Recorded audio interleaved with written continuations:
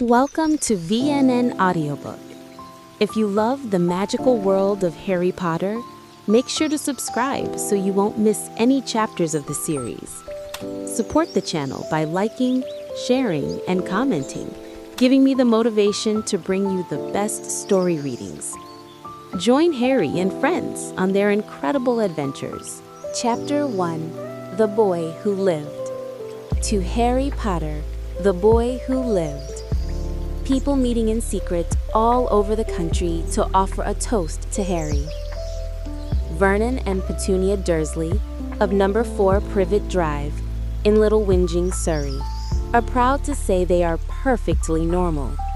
They are the last people you'd expect to be involved in anything strange or mysterious, because they just don't hold with such nonsense. Vernon is the director of a drill-making firm called Grunnings, and Petunia keeps house and raises their 1-year-old son, Dudley. On Tuesday, 1st November 1981, the Dursleys begin the day by gossiping about their neighbors, while Petunia wrestles the disagreeable Dudley into his high chair. None of them notice a large tawny owl flying past their window, but Vernon does see a tabby cat reading a map and a street sign outside their house. He forces himself to forget the cat, but upon arriving in town, he notices large groups of people wearing cloaks. He eavesdrops on them and hears them talking about the Potters and their son Harry. Vernon finds this horrifying because the Potters are his in-laws, and he and Petunia wouldn't want anyone to find out about them. When he leaves work at the end of the day, he bumps into a small man wearing a cloak, but when he tries to apologize, the man hugs him and tells him that even muggles like him should be celebrating today because you-know-who has been defeated. Vernon returns home to find the cat still waiting there, and it only gives him a stern look when he tries to shoo it away. The news is full of unexplained owl sightings and fireworks displays, and Vernon nervously asks Petunia if she has heard from her sister recently. Petunia is upset, but tells him that she hasn't heard from her sister and that their nephew's name is Harry. Vernon's heart sinks. He finds it difficult to fall asleep that night, but eventually manages it. After the Dursleys fall asleep, Albus Dumbledore appears in the middle of Privet Drive and siphons away the light from the street lamps with his deluminator. He greets the cat, who had spent all day waiting outside the house, as Professor McGonagall, and the cat turns into a human woman. They discuss the deaths of James and Lily Potter at the hands of Lord Voldemort at the Potter Cottage in Godric Hollow, and how their infant son Harry Potter miraculously survived the attack while Voldemort has seemingly died. Rubeus Hagrid arrives riding a flying motorbike and transporting Harry. He hands him over to Dumbledore, who leaves the sleeping baby and a letter to the Dursleys on the doorstep of number 4. The 3 wizards are distraught about leaving the orphan baby with his relatives, but they only give themselves a moment to mourn before they force themselves to leave. Hagrid says he will return the motorbike to its owner, young Sirius Black. McGonagall resumes her cat form and slinks around the corner at the other end of the street. And Dumbledore restores the lights to the street lamps and bids Harry farewell before vanishing without a trace. Harry rolls over inside his bundle of blankets, and his tiny hand closes on the letter as he sleeps on. He does not know that he is special and famous, that he will be woken up the next morning by his aunt's scream when Petunia opens the front door to put out the milk bottles, that he will be spending the next few weeks being prodded and pinched by his cousin Dudley, and that at this very moment, people meeting in secret all over the country are toasting to Harry Potter, the boy who lived. Chapter 2: The Vanishing Glass. Aunt Petunia often said that Dudley looked like a baby angel. Harry often said that Dudley looked like a pig in a wig. Almost 10 years have passed since the Dursleys have awoken to find Harry Potter lying on their doorstep, and Privet Drive and the Dursleys' house have not changed since that day. The only difference is the vast number of pictures of Dudley Dursley throughout his life displayed on the walls. There is no sign that Harry Potter lives there, as he is forced to live in the cupboard under the stairs, a very cramped space with many spiders. Petunia comes to Harry's door one morning and wakes him with a shrill voice. Harry is trying to think about the dream he has been having. It was about a flying motorbike, and he believes he has had the same dream before. Aunt Petunia tells him to make some bacon. She wants everything perfect for Dudley's 11th birthday. Harry dresses into a pair of Dudley's old clothes and enters the kitchen, where the table is covered in Dudley's presents. Harry has jet black hair and green eyes. Tape holds his glasses together because Dudley has smashed them many times. What distinguishes Harry from others the most is the lightning-shaped scar on his forehead. He often wonders how he got it, and the Dursleys have told him it was from the car crash that killed Harry's parents. Harry doesn't know much more about this accident because the Dursleys' first rule is not to ask questions. Dudley comes into the kitchen and begins to count his presents, only to find 36, which he angrily recalls is one fewer than the year before. Aunt Petunia states that they will buy him 2 new gifts while they're out. Vernon tells Petunia that their neighbor, Arabella Figg, has broken her leg and cannot take care of Harry while they're at the zoo. They can't think of anyone else who can take care of him, so Harry has to go with them. Dudley is allowed to take a friend to the zoo and chooses his friend Piers Polkiss. Piers comes to the house with his mother. A half hour later, Harry sits in the car with Dudley, Piers, Vernon, and Petunia. On the way, a motorbike overtakes them, and Vernon complains about them. Harry remarks that he has dreamed about a flying motorbike, and Vernon snappily reminds him that motorbikes do not fly. Harry thinks about all the strange things that have happened to him. He once jumped onto the school chimney and mysteriously grew all of his hair back the morning after a haircut. At the zoo, Dudley and Piers find the animals boring. Harry is left to watch a boa constrictor as it sleeps, and when Dudley tries to make it move, it wakes up but still doesn't move. The snake begins to move after Dudley and Piers slink away. Moments later, Harry speaks to the snake and finds it miraculously understands him. Upon realizing that it is now moving, Piers calls Dudley and Vernon back to the snake's exhibit. Dudley pushes Harry out of the way. He lands hard on the concrete floor and presses his face against the glass. Harry becomes angry, and somehow the glass vanishes, and the snake gets out, scaring Dudley and Piers. As the snake slithers away, Harry thinks he hears it speak back to him. Piers tattletales on Harry that he had been talking to the snake, and Uncle Vernon sends him to his cupboard with no meals for a week as cruel punishment. Chapter 3. The Letters from No One. Dad, look, Harry's got a letter. What? Who'd be writing to you? Since the boa constrictor escaped from the zoo, Harry was locked in his cupboard for the longest time ever. It's the beginning of the summer holidays when Harry is finally allowed out. Even though he is not at school, Harry still can't escape Dudley and his gang, who regularly visit the house. To keep out of their way, Harry usually wanders around Privet Drive.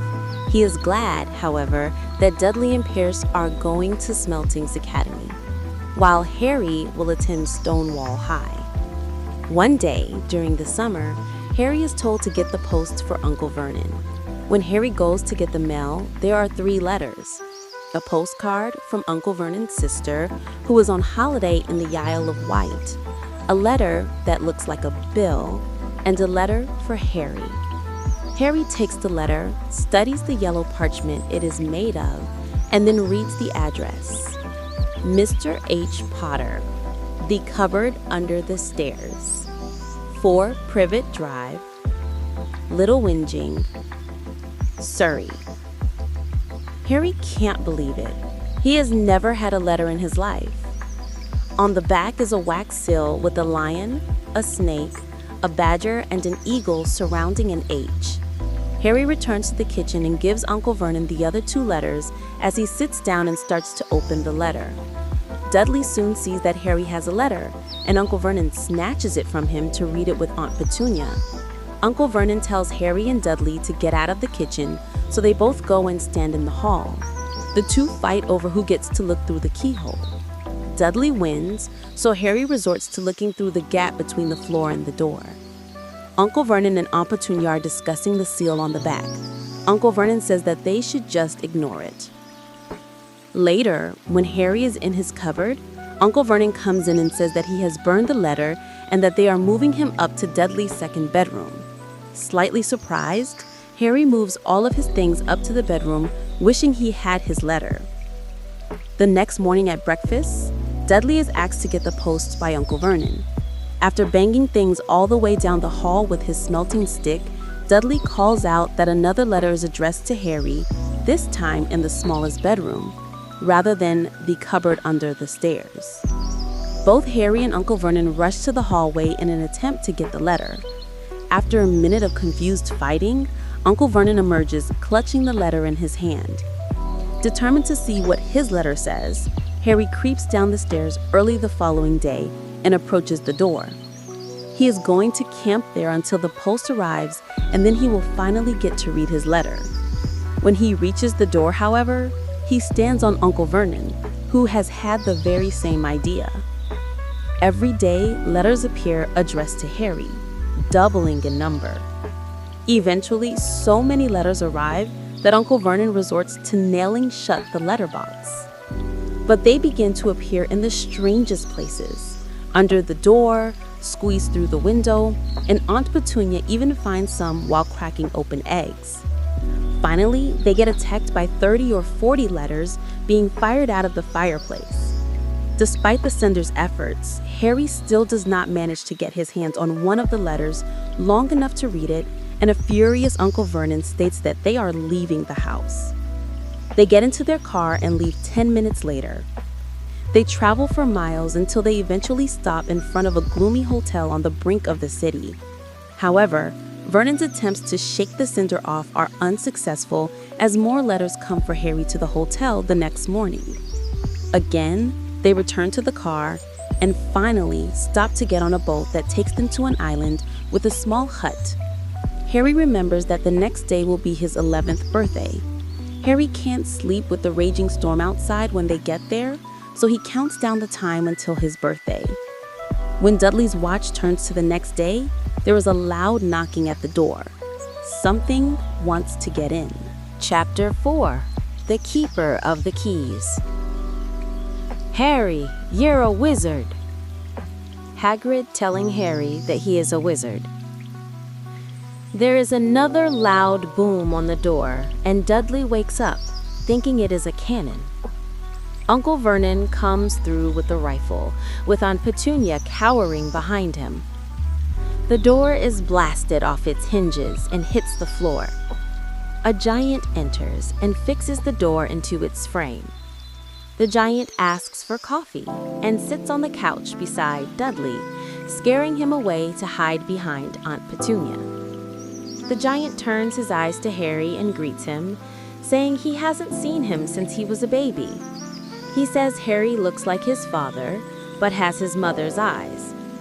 Uncle Vernon tells him to leave, but the giant merely grabs the gun, ties it into a knot, and throws it away. The giant presents Harry with a birthday cake.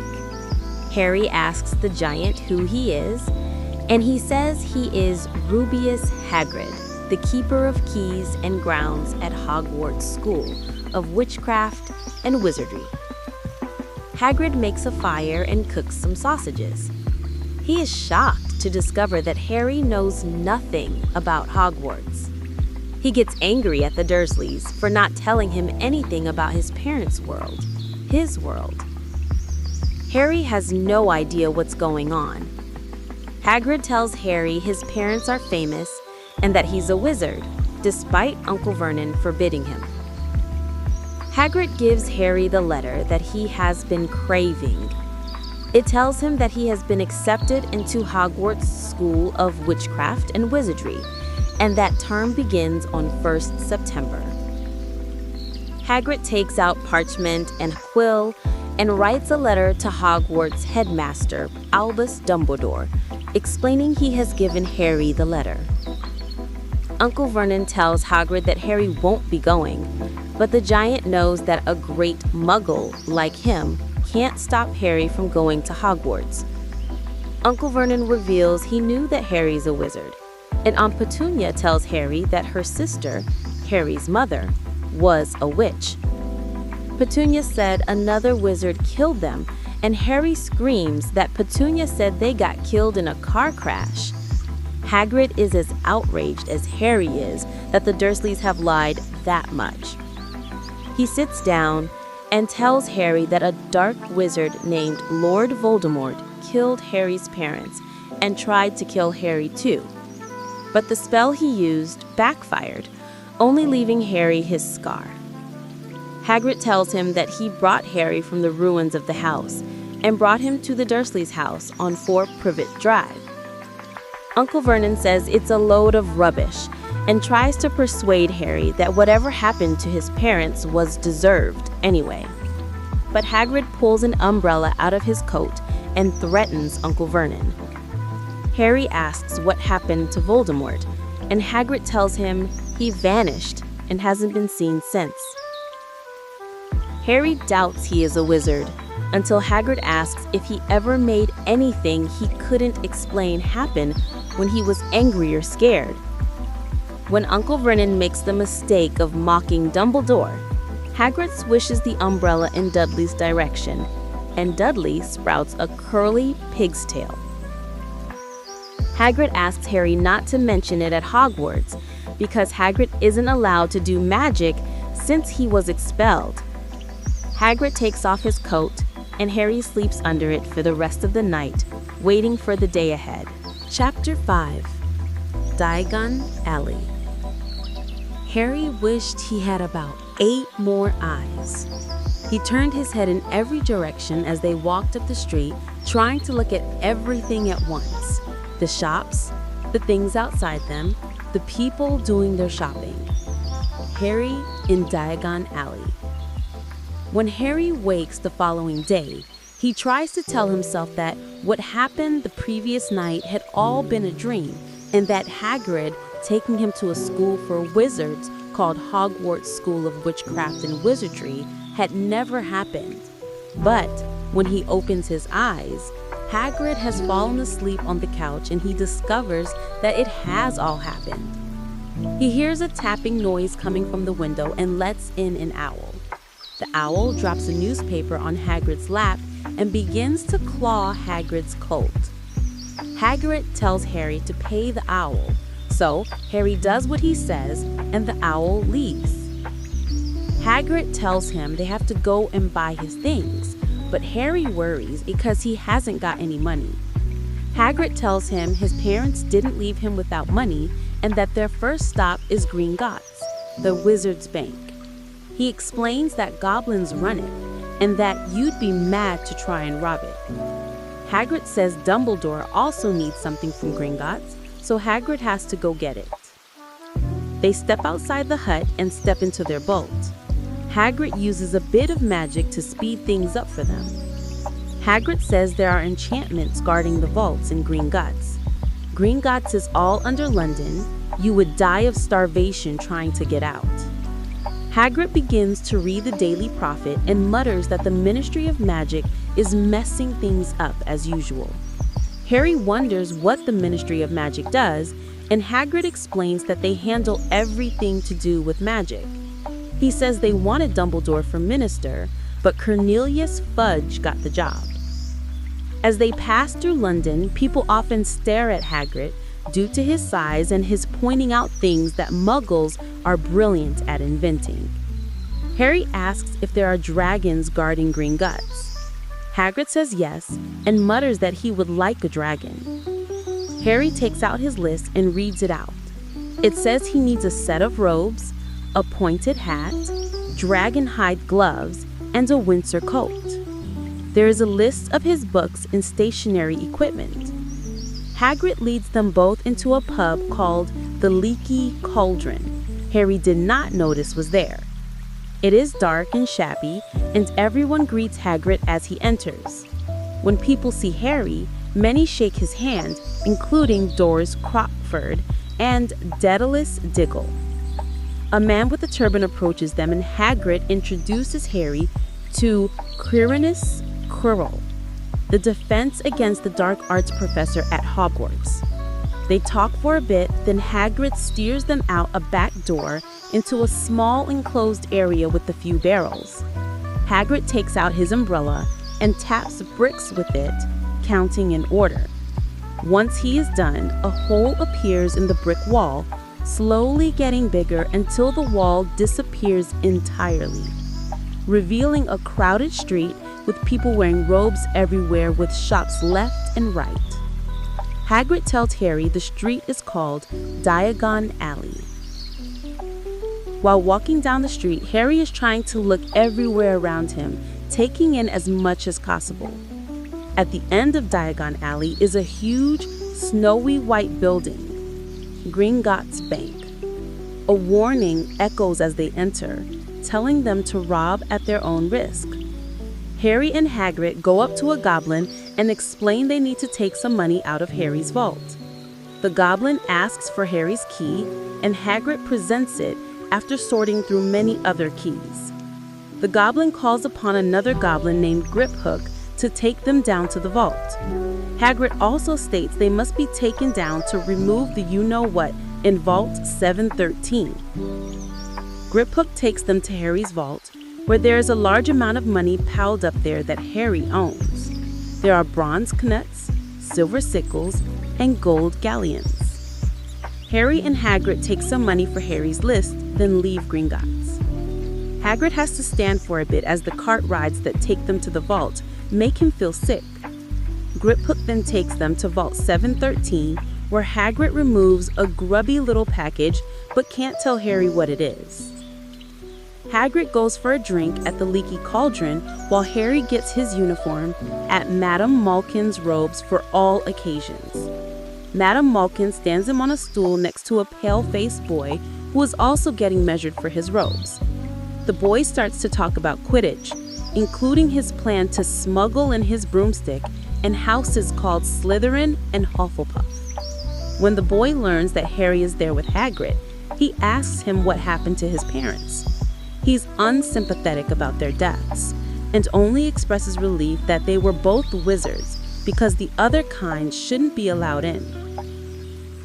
When Harry leaves, he asks Hagrid about what the boy said, and Hagrid explains that there are 4 houses at Hogwarts, Quidditch is a game played on brooms, and blood status doesn't matter.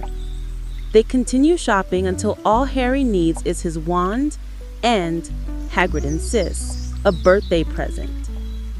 In Ollivander's, the wand shop, Mr. Ollivander puts Harry off with his creepy demeanor while discussing the wands purchased by Hagrid, Harry's parents, and Voldemort.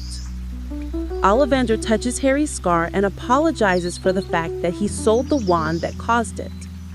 Ollivander gives Harry a wand and tells him to give it a wave. Harry does so, but it's not suitable for him, so Ollivander takes it back. Harry tries many wands, but none work well enough for him. Eventually, he picks up a wand, Holly 11 inches, Phoenix feather core, nice and supple, and feels warmth in his fingers.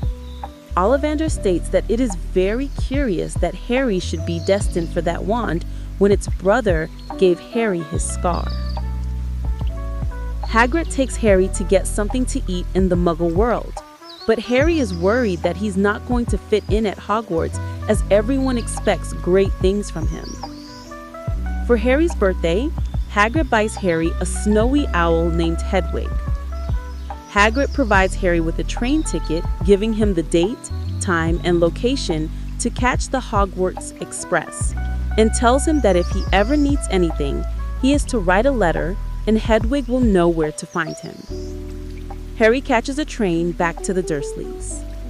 Chapter 6. The Journey from Platform 9 3/4. Funny way to get to a wizard's school, the train. Magic carpets all got punctures, have they?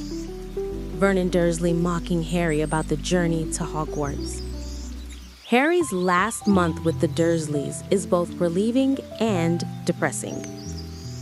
His aunt and uncle pretend that Harry isn't there, and Dudley has become so scared of his cousin that he refuses to be anywhere near him.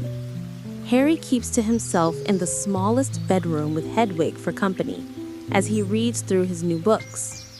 The day before he is due to leave, Harry asks Uncle Vernon to take him to King's Cross Station.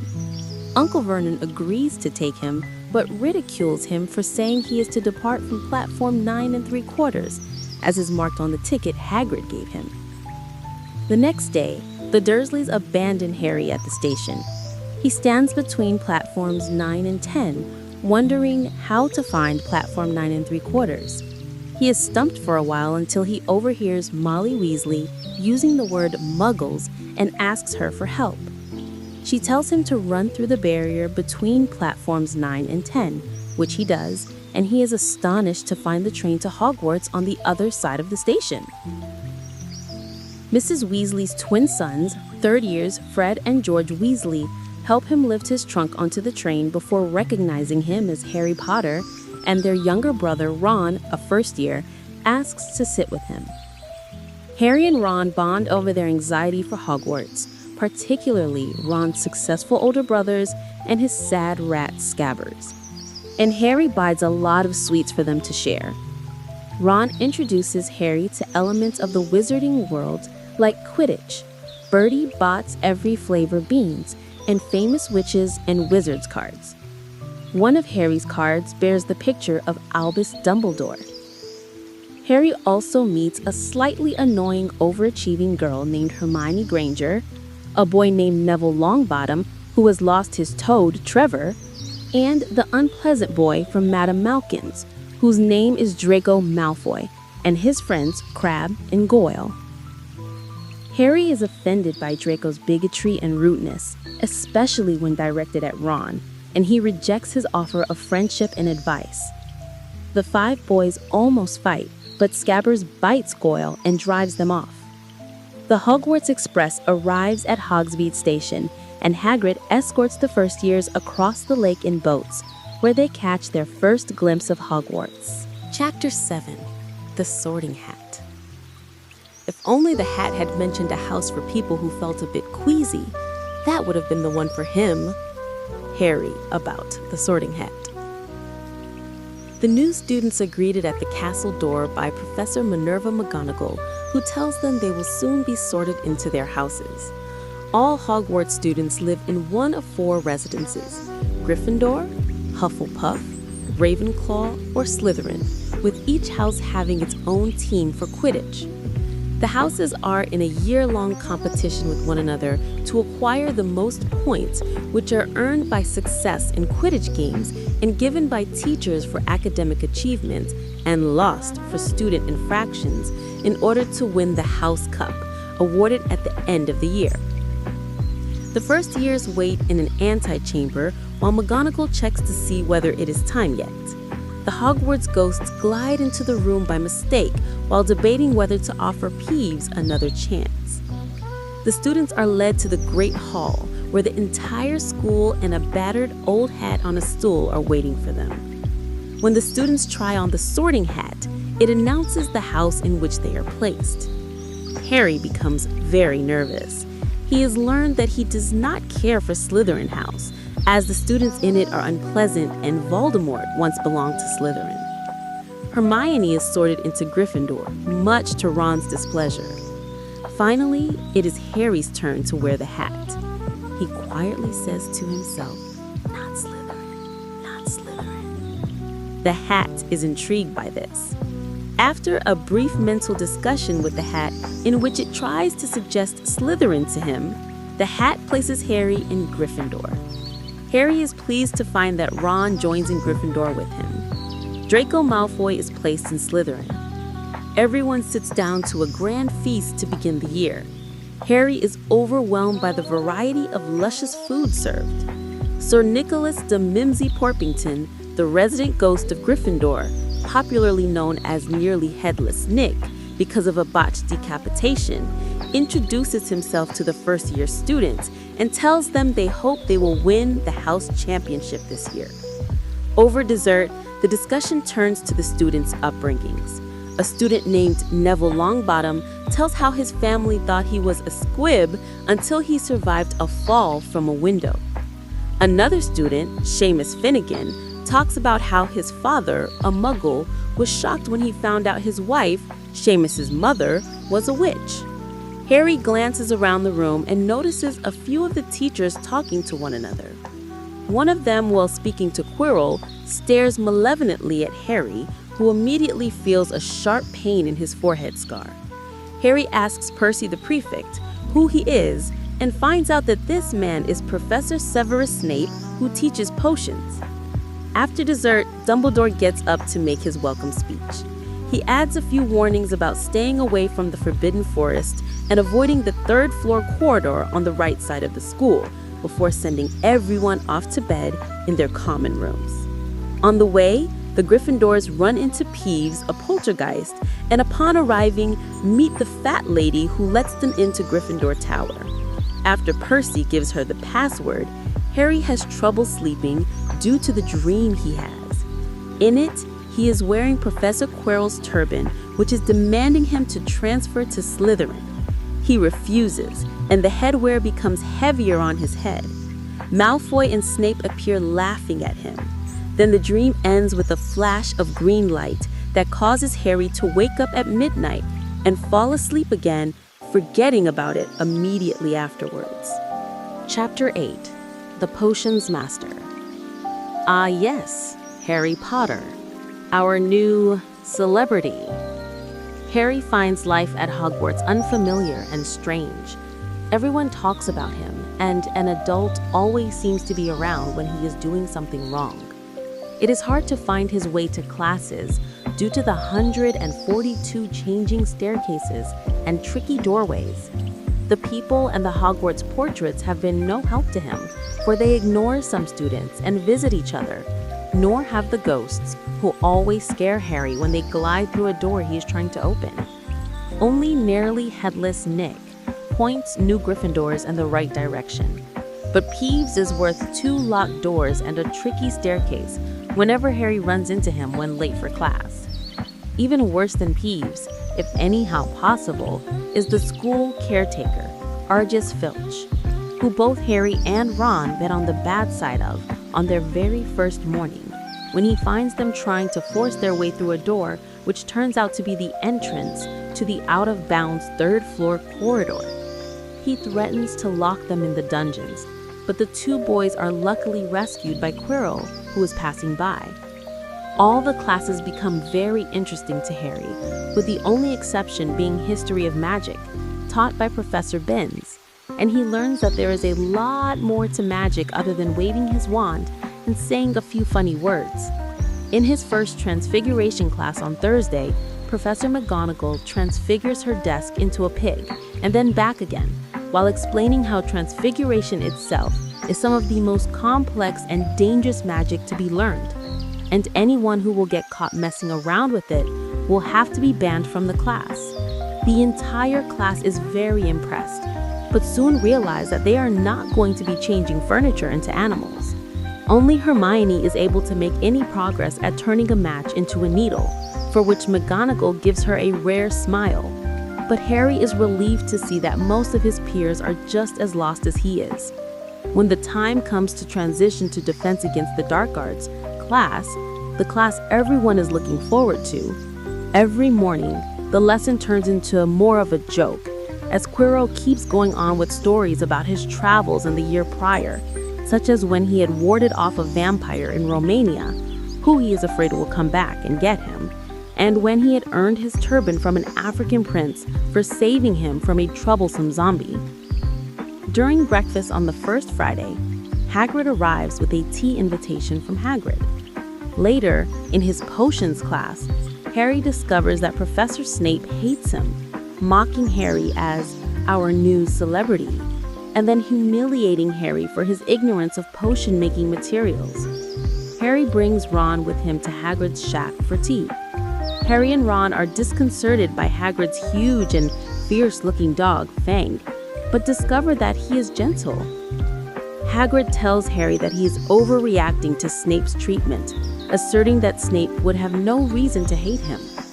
Harry happens to notice an article from the Wizard newspaper, the Daily Prophet, detailing a break-in that occurred at Gringotts Bank in a vault that had been emptied earlier in the day. He realizes that it happened on his birthday, the day he and Hagrid went to Gringotts. Furthermore, he remembers that Hagrid emptied Vault 713, taking a small package with him as he left. Harry leaves Hagrid's, his mind filled with questions. Chapter 9. The Midnight Duel. We could all have been killed, or worse, expelled.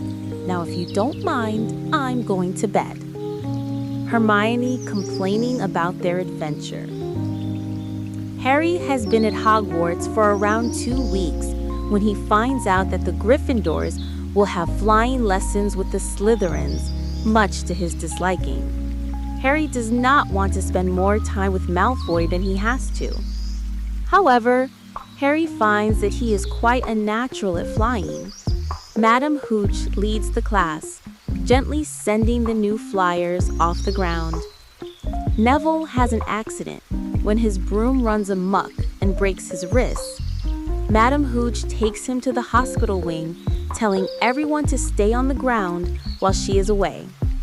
Malfoy notices a Remembrall belonging to Neville, picks it up, and begins to fly around with it.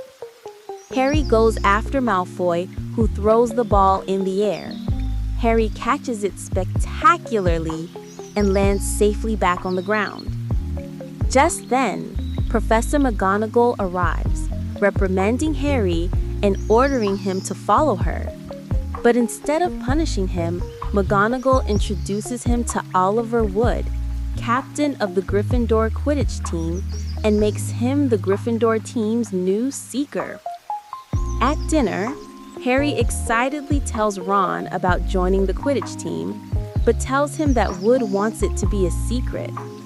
Malfoy comes over with his cronies, Vincent Crabbe and Gregory Goyle, and teases Harry about getting in trouble earlier. The tension grows, and Malfoy challenges Harry to a wizard's duel. Harry accepts, in spite of Hermione's attempt to dissuade them from breaking the school rules. As Harry and Ron sneak out later that night, Hermione tries to stop them, but gets locked out of the dorm. The fat lady has gone for an evening stroll and must tag along. Neville also joins them, as he has forgotten the password to the common room and ended up sleeping on the floor outside. They arrive at the trophy room, the site of the duel, but Malfoy is nowhere to be found. Suddenly, they hear Argus Filch and his cat, Mrs. Norris, enter the room. With it obvious that Malfoy tricked them, they begin to hide and then run away. Not sure where they are going, they accidentally end up in the forbidden area on the 3rd floor, staring at a large and scary 3-headed dog. The children manage to get back to their dorm safely, though they are terrified. Hermione reprimands Harry, but stirs his curiosity by pointing out that the dog was standing on a trap door. Chapter 10. Halloween. But from that moment on, Hermione Granger became their friend. There are some things you can't share without ending up liking each other, and knocking out a 12-foot mountain troll is one of them. The beginning of the trio's great friendship. The next morning, Harry and Ron are discussing what the dog could be guarding. They also try to find a way to get Malfoy back for tricking them. About a week later, Harry receives a Nimbus 2000, a racing broomstick, along with a note from Professor McGonagall, summoning him to Quidditch practice. Malfoy tells Harry that first-year students are not allowed broomsticks. Malfoy then tries to report Harry to Professor Flitwick, who just expresses admiration for Harry's talent, having heard from McGonagall. Harry later meets Oliver Wood to learn the basics of Quidditch, including the various positions on a standard Quidditch team and the implements used in the game. Oliver explains Harry's role as a seeker. His job is to avoid other players and catch the golden snitch. A Quidditch game cannot end until the snitch is caught, making the seeker the most important player on a team. On Halloween, Flitwick begins teaching his students how to make things fly using the Wingardium Leviosa spell. Hermione is the first to succeed. Ron, offended by her air of superiority, utters a nasty comment that Hermione overhears. Harry notices her running off in tears. Harry and Ron arrive at the Halloween feast to hear Professor Quirrell, the teacher of Defense Against the Dark Arts, burst in and give a terrifying announcement about a 12-foot troll in the building. As the prefects lead the students back to their dorms, Harry realizes that Hermione does not know about the troll. They head off to warn her and come upon the troll. Unwittingly, they lock it in the girls' bathroom, only to realize that Hermione is trapped in there with the troll. Using teamwork, magic, and some luck, the two of them manage to knock out the troll.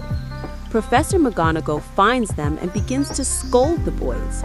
Hermione interjects that Harry and Ron were looking for her. She then lies, saying that she went to face the troll herself and that Harry and Ron had been trying to save her from it. At this point, Hermione befriends them. Chapter 11, Quidditch. Flint nearly kills the Gryffindor Seeker, which could happen to anyone, I'm sure. Lee Jordan, commentating on the Quidditch match.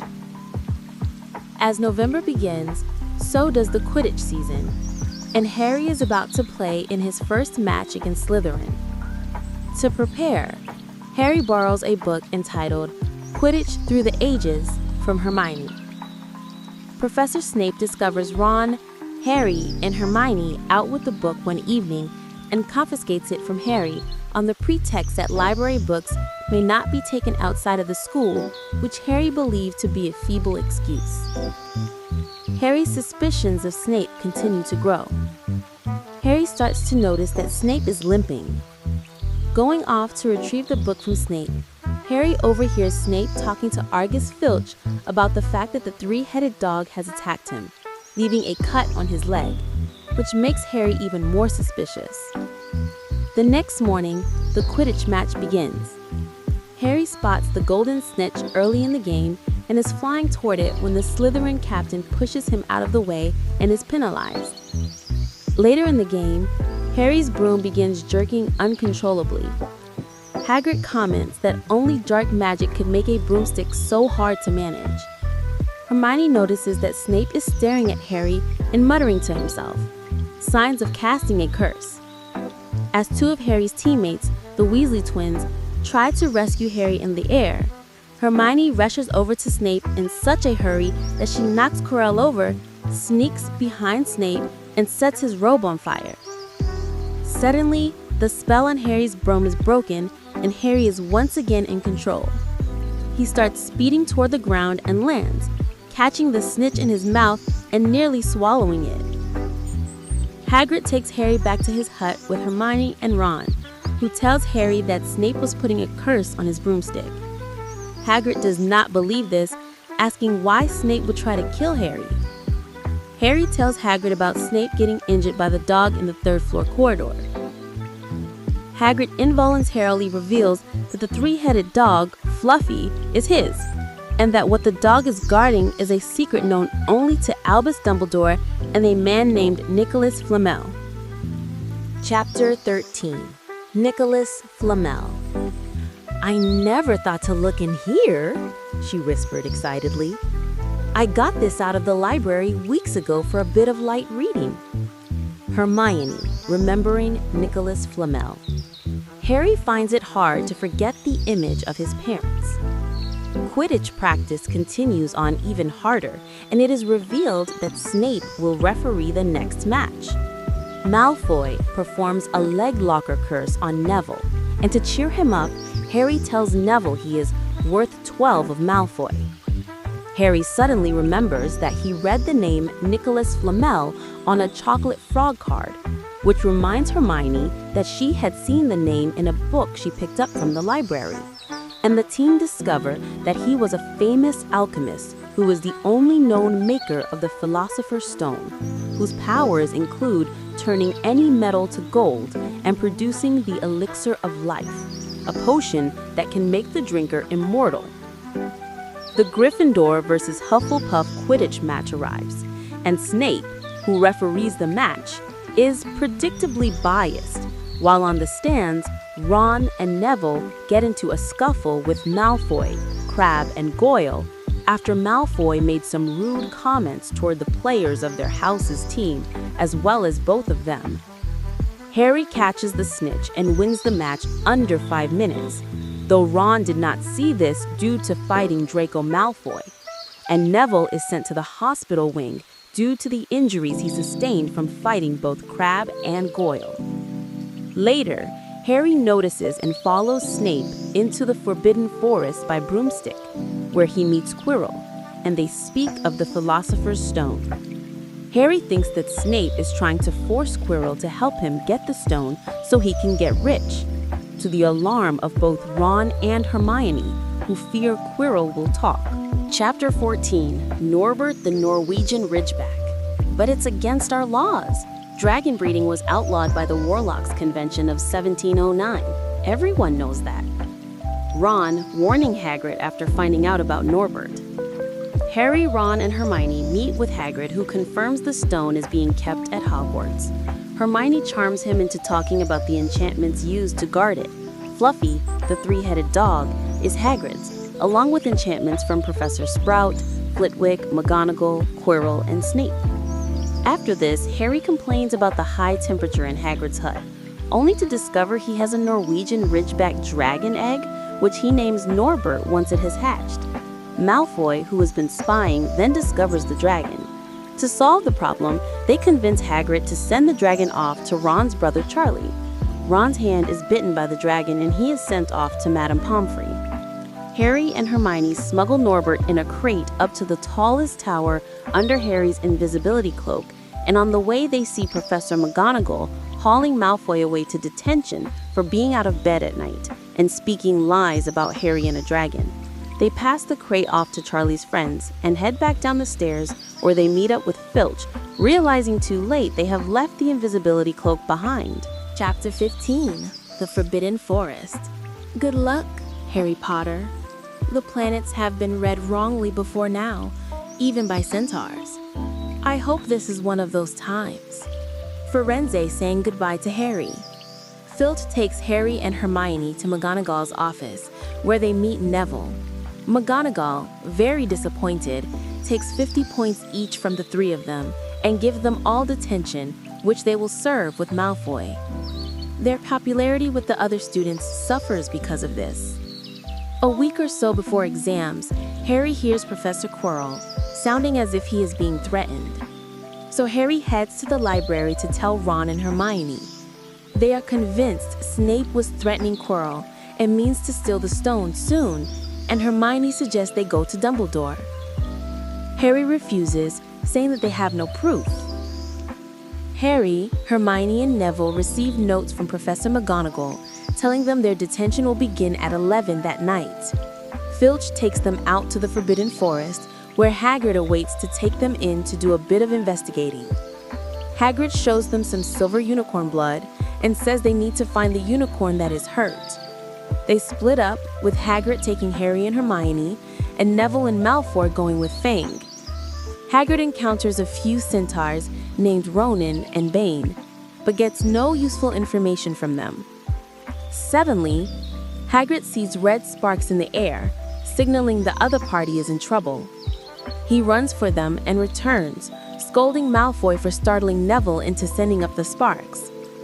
Hagrid switches Harry and Neville, sending Harry off with Malfoy. They eventually find the dead unicorn and see something drinking its blood. Malfoy screams and runs with Fang, leaving Harry, who is saved from the figure by a centaur named Firenze, who tells Harry that unicorn blood can keep you alive, even if you are an inch from death, but curses you with the half-life in the process. He then reveals that the person who was drinking it was doing so to remain alive until they were able to drink the elixir of life, and wants the stone. He also asks Harry if he would not know anyone who has been waiting for years to regain power.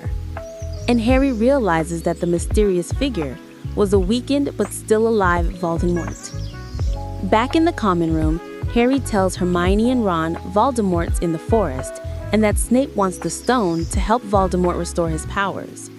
Afterwards, going into his bed, Harry finds that his invisibility cloak has been returned to him. Chapter 16. Through the Trapdoor. I don't know how you found out about the stone, but rest assured, no one can possibly steal it. It's too well protected. Professor McGonagall's wrong statement about the stone's security. After finishing their exams, Harry realizes the suspicious coincidence in Hagrid wanting a dragon more than anything else, only to meet a stranger who had one to give him. He, Ron, and Hermione run to ask him about the man who gave Norbert to him, and he says he never saw his face because he kept his hood up. Hagrid also mentions that they talked about Hogwarts and Fluffy, the three-headed dog. He also mentions that the stranger gave him drinks while getting information out of him. Hagrid lets it slip how to get past Fluffy, which sends Harry, Ron, and Hermione off. They head for Dumbledore's office, only to see McGonagall, who tells them he has left for London. After Harry reveals that they know about the stone, McGonagall insists no one could steal the stone. The trio realize that Dumbledore has been lured away and that Snape's going after the stone that night, so they decide to head out that night to try to get it themselves. After Hermione curses Neville in a full-body bind curse for refusing to allow them to leave, they head up to the third-floor room and start their intense trip into the 7 Philosopher's Stone chambers. They find the Adora jar and a harp in the room. Harry plays the flute Hagrid got him for Christmas, and Fluffy goes back to sleep. They head down through the trapdoor. They land in Professor Sprout's room, full of Devil's Snare, which almost smothers them before Hermione lights a fire and drives it off. The next room, Professor Flitwick's, holds a bunch of flying keys and some broomsticks.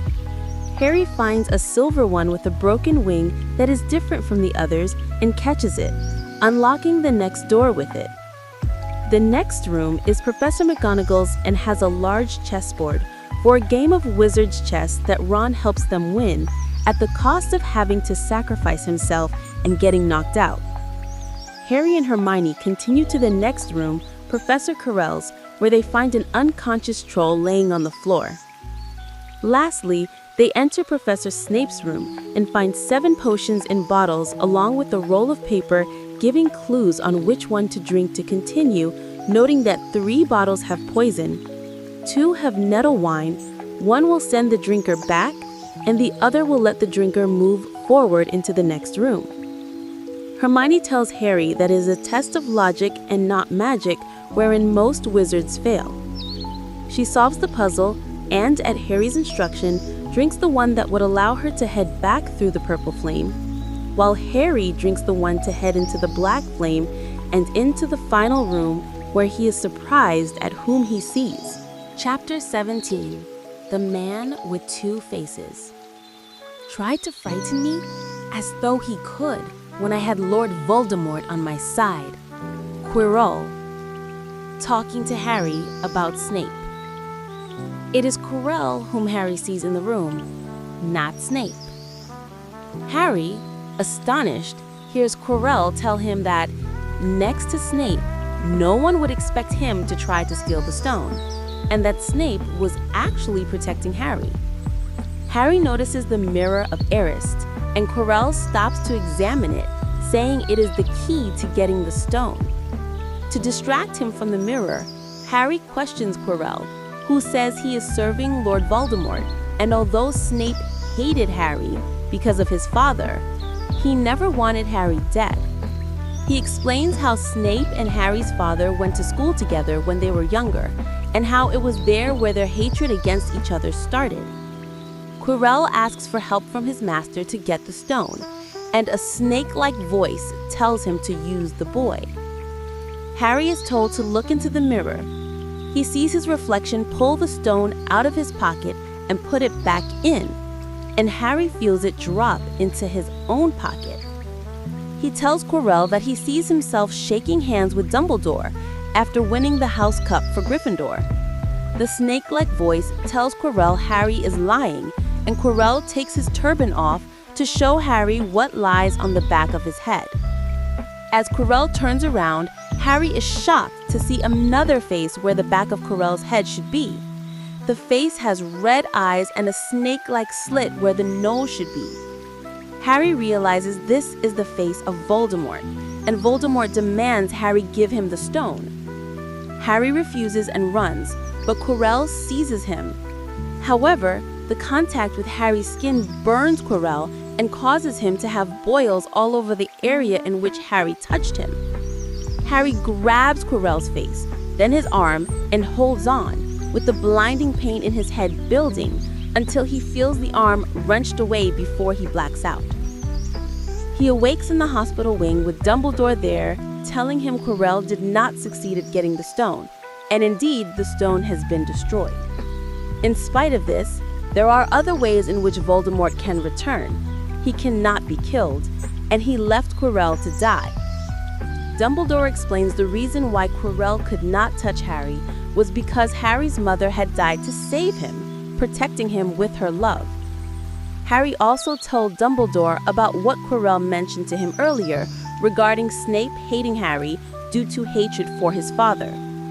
Dumbledore responds that Snape was only grudgingly protecting Harry this year to pay off a debt he owed due to James Potter saving his life during their Hogwarts years.